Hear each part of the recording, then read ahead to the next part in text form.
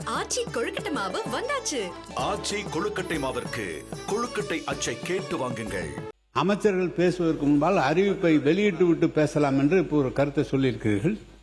மானிய கோரிக்கை இப்போது நிறைவேற்றி தர வேண்டும் என்று கேட்க முன்பாக அமைச்சர்கள் பதில் சொல்லிதான் அதை கேட்க முடியும். அமைச்சர்கள் பதில் சொல்வதற்கு முன்பு அறிவிப்பை படித்துவிட்டு அமைச்சர்கள் சொன்னால் பேசினால் சரியாக இருக்கும். முதல்ல அமைச்சர் உறுப்பினர்கள் பேசுவதற்கு முன்பாக அறிவிப்பை சொல்லிவிட்டார்கள். ஆனால் அறிவிப்பை பற்றி தான் மேலும் கீழும் வருமே தவிர சபை பேச்சு சரியா இருக்காது. எனவே அமைச்சர் பதிலுரைக்கு முன்பு அறிவிப்பை படித்துவிட்டு பதில் சொல்லலாம். அதுதான் சரியா.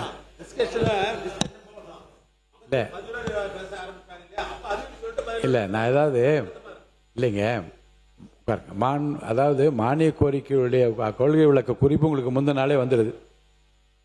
மானிய கோரிக்கைகளை ஒட்டி அறிவிப்புகள் அரசினுடைய புதிய திட்டங்களை பற்றி அவர் சொல்லுகின்றார்கள்.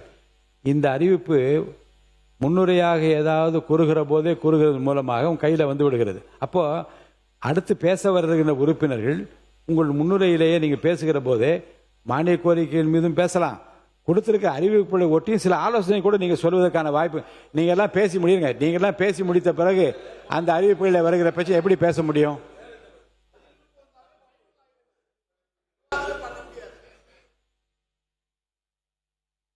மாண்புமிகு பேரவைத் தலைவர்களே, தாங்களும் சட்டமன்ற உறுப்பினராக இருந்திருக்கிறீங்க, அவையில் நீண்ட காலம் வந்திருக்கிறீங்க. எப்பொழுதுமே அமைச்சருடைய பதிலுரைக்கு பிறகுதான் அவருடைய அறிவிப்பு இருக்கும். அதுதான் முக்கிய தத்துவம். எல்லாரும் உறுப்பினர்களும் அதான் எதிர்பார்த்துட்டு இருப்பாங்க. ஆளுங்கட்சியாக இருந்தாலும் எதிர்கட்சியாக இருந்தாலும் தாங்கள் பேசிய பிறகு, தங்களுடைய தொகுதி சம்பந்தமாக பேசிய பிறகு அந்த தொகுதியில் தங்களுடைய தொகுதிக்கு ஏதாவது அறிவிப்பு வருமானு எதிர்பார்ப்பாங்க. அது மட்டும் இல்லை, அறிவிப்பு கொடுத்துட்டா எல்லா தொலைக்காட்சியிலையும் ஊடகங்களும் இதுதான் வந்துகிட்டு இருக்கும். அமைச்சருடைய பதில் வராது. ஆகவே ஏற்கனவே இருப்பதை போல புதிய அறிவிப்பின் நோக்கமே அதுதானே. அறிவிப்பு கொடுத்தா சரியா இருக்கும். இல்ல புதிய அறிவிப்பின் நோக்கமே அரசனுடைய புதிய திட்டங்கள் என்ன, ஏற்கனவே இந்த திட்டங்களுடைய ஒட்டி அவர் எடுத்த நடவடிக்கை என்ன என்பதை பற்றி அறிவிப்புகள் தான் வருகிறது. இல்லை இருங்க, அதாவது நோக்கம் என்ன என்றால் அரசு எடுத்திருக்கிற நடவடிக்கையுடைய முத்தாய்ப்பு. இல்லை உட்காருங்க உட்காருங்க உட்காருங்க உட்கார் அவர் தான் பேசுறாரு, நீங்க உட்காருங்க. இல்லை அரசினுடைய முத்தாய்ப்பான திட்டங்களை மக்களுக்கு கொண்டு சேர்ப்பதில் தான் அறிவிப்புகளே இருக்கிறது. அந்த அறிவிப்புகளை உட்காருங்க உட்காருங்க உட்காருங்க உட்காருங்க உட்காருங்க உட்காருங்க. மாண்பு உறுப்பினர் தங்கம் தென்னரசு அவர்கள் எனக்கு எல்லா கருத்தையும் கேட்கலாம், கேட்டு நான் முடிவு சொல்றேன். பேரவைத் தலைவர்கள், நீங்க ஒரு கருத்தை சொல்லுகிறீர்கள். நான் ஒரு பொதுவாக ஒன்று சொல்றேன். இப்போ ஒரு திரைப்படத்துக்கே போறோம்னு வச்சுக்கோங்க, இந்த திரைப்படத்தில் கிளைமேக்ஸ்ன்றது கடைசியாக தான் இருக்கும். எப்படியுமே நீங்க ஒரு 2 மணி நேரம் இருக்கத்தானே போக போறீங்க, இதெல்லாம் பார்க்கத்தானே போறீங்க. அதனால போய் உட்கார்ந்த உடனே கிளைமேக்ஸ் முதல்ல போட்டுருவோம். அதை கிளைமேக்ஸ்லாம் பார்த்துட்டு அதுக்கப்புறம் அந்த படத்தை அவர் எப்படி டைரக்டர் பண்ணியிருக்காரு, எப்படி எல்லாமே நம்ம பார்த்து மெதுவாக அந்த திரைப்படத்தை பற்றி எப்படி வேணாலும் நம்ம அதை பற்றி கருத்து சொல்லிக்கலாம்னு சொன்னா அது அவ்வளவு தூரம் சரியா இருக்குமா? எனவே என்னுடைய கருத்து என்னன்னா, கிளைமேக்ஸே பார்க்காம மக்கள் போயிடுற கவலையில் நான் சொன்னேன். இல்ல கிளைமேக்ஸ் யாருமே பார்க்க மாட்டாங்க. கிளைமேக்ஸை நிச்சயமா பார்ப்போம். உங்களுடைய கிளைமேக்ஸ் பேரவைத் தலைவர்களே, முடிச்சிடறேன். என்ன ஒரு லைட்டர் வேணும். ஐம் சேயிங், இன்னைக்கு காலையிலேருந்து ஒரு முடிவில் என்ன பண்றீங்கன்னா, எதை முதல்ல சொல்லி எதை பின்னால சொல்றதுன்றது காலையில் வந்த உடனே அவர் பள்ளிக்கல்வித்துறை அமைச்சரை நீங்க பதில் சொல்லி அப்புறம் நீங்க பேசுங்க கேட்டுங்க அப்படின்றீங்க. இப்ப நீங்க அறிவிப்பெல்லாம் முன்னால விட்டுட்டு அப்புறம் திருப்பி அதில் பேசுங்கன்னு சொல்றீங்க. பேரவைத் தலைவர் தூங்கிட்டும் படுத்துக்கிட்டும் பொத்திக்கிட்டும் படுத்துக்கலான்ற ஒரு முடிவுக்கு பேரவைத் தலைவர் விட்டீர்களா என்பதை நான் அறிய விரும்புகிறேன். எதிர்கட்சி தலைவர் பேசுங்க. பேரவைத் தலைவர்களே, நம்முடைய முன்னாள் அமைச்சர் சட்டமன்ற உறுப்பினர் தங்கம் தென்னரசு சொன்னது போல, நீங்க தியேட்டருக்கு போனோடனே கிளைமேக்ஸை போட்டுட்டீங்க, அதுக்கப்புறம் வேணுங்கிறவங்க இருந்து பாருங்க அப்படின்னு அவர் சொன்னார். நீங்க சொன்னீங்க மக்கள் கிளைமேக்ஸ் என்னன்னு தெரியாம போயிடுவாங்களோ அப்படின்னு. படம் நல்லா இருந்தா மக்கள் உண்மையா இருந்து தியேட்டர்ல கிளைமேக்ஸ் வரைக்கும் பார்ப்பாங்க. நீங்க சொல்றதை பார்த்தா இந்த படம் எப்படியும் ஓடாது, இந்த படம் நல்லா இருக்காது, அதனால முதல்ல கிளைமேக்ஸை போட்டுருவோம் அப்படின்னு சொல்ற மாதிரி இருக்கு. சமூகத்தை அமைச்சர் மாண்புமிகு பேரவைத் தலைவர் அவர்களே, இப்பெல்லாம் படங்கள்ல 2 கிளைமாக்ஸ் இருக்கு.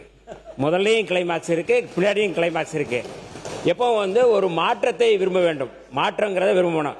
நீங்க ஆட்சி மாற்றத்தையும் விரும்ப மாட்டீங்க, நடைமுறை மாற்றத்தையும் நீங்க விரும்பல அப்படின்னா எப்படி அது சரியா இருக்கும்? அறிவிப்புகள் ரொம்ப முக்கியமானதாக தான் நான் பார்க்கிறேன். நான்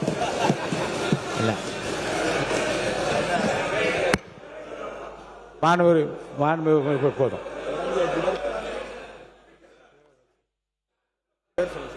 மாண்பு ஏவாவேல் அவர்கள். மாண்புமிகு பேரவைத்தலைவர், இதில் இன்னொரு சங்கடம் இருக்குது. அமைச்சராக இருக்கிறவங்களுக்கு சங்கடம் இருக்குது, எங்களுக்கும் சங்கடம் இருக்குது. இப்போ முன்னாலே அறிவிப்பு பண்ணுறீங்கன்னு வச்சுங்களேன், எந்த தொகுதிக்கே அல்லது அந்த பகுதிக்கே வந்து பொருத்தமான அறிவிப்பு இருந்ததுனாக்கா அவங்க பாராட்டி பேசிட்டு இருப்பாங்க. இப்போ எதிர்கட்சி வரலன்னு வச்சுங்க, ஆரம்பத்தில் இருந்து இந்த ஆட்சி சரியில்லை, இந்த ஆட்சி சரியில்லை, இப்படி தான் பேச ஆரம்பிப்பாங்க.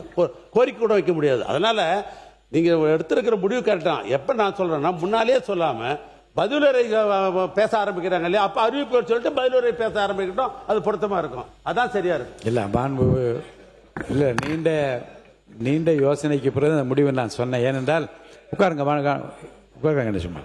அதாவது 4-5 மானிய கோரிக்கைகளில் அதுக்கு அடுத்த நாள் வந்த செய்தித்தாள்களில் நான் பார்த்தேன், தொலைக்காட்சி வந்த விவரத்தையும் பார்த்தேன். அதில் முக்கியமான சில அறிவிப்புகள்லாம் விட்டு போயிருந்தது. ஏனென்றால் இங்கே மாண்பு அமைச்சர்கள் புத்தகமாக கொடுத்தாலும் கூட பேசுகிற போது எடுத்து சொல்லுகிற அந்த விடயங்கள் தான் தொலைக்காட்சியிலும் வருகிறது, பத்திரிகையிலும் வருகிறது. ஏன்னா எல்லா பத்திரிகை துறை ஊடக நண்பர்கள் அத்தனை பேர் எல்லாவற்றையும் படித்து பார்த்து விட்டும் எழுதி வரக்கூடிய வாய்ப்புகள் குறைவாக இருப்பதா என் மனதிலே பட்டது. என்னை பொறுத்த வரைக்கும் அறிவிப்புகளிலே என்ன இருக்கிறது என்பதை பற்றி உறுப்பினர்கள் பேசுவதற்கான வாய்ப்பும் கிடைக்கிறது. இந்த புதிய அறிவிப்பில் என் ஊர் ஏன் விட்டுவிட்டது என்றும் கேட்கலாம். உதாரணத்துக்கு மீன்வளத்துறையிலே இந்த நாகப்பட்டினத்தை செய்திருப்பதை என் தொகுதியில் ஏன் தரவில்லை என்று கடலூரை சேர்ந்தவரும் கேட்கிற வாய்ப்பும் வரும். புதிய அறிவிப்புகளை பார்த்து படித்து விட்ட பிறகு எல்லா உறுப்பினரும் பேசி முடிந்த பிறகு அவர் பதிலுரை சொல்லுகிற போது அறிவிப்புகளில் இருக்கிற விஷயங்களை பற்றி உறுப்பினர் பேசக்கூடிய வாய்ப்பை இழந்து விடுகின்ற காரணத்தினாலே அறிவிப்புகளை முதலில் வெளியிட்டு பேசுவதுதான் பொருத்தம் என்று நான் கருதுகின்றேன். அதன்படி நடைமுறை தொடரட்டும். ஆச்சி கொழுக்கட்டை மாவு வந்தாச்சு. ஆச்சி கொழுக்கட்டை மாவிற்கு கொழுக்கட்டை அச்சை கேட்டு வாங்குங்கள்.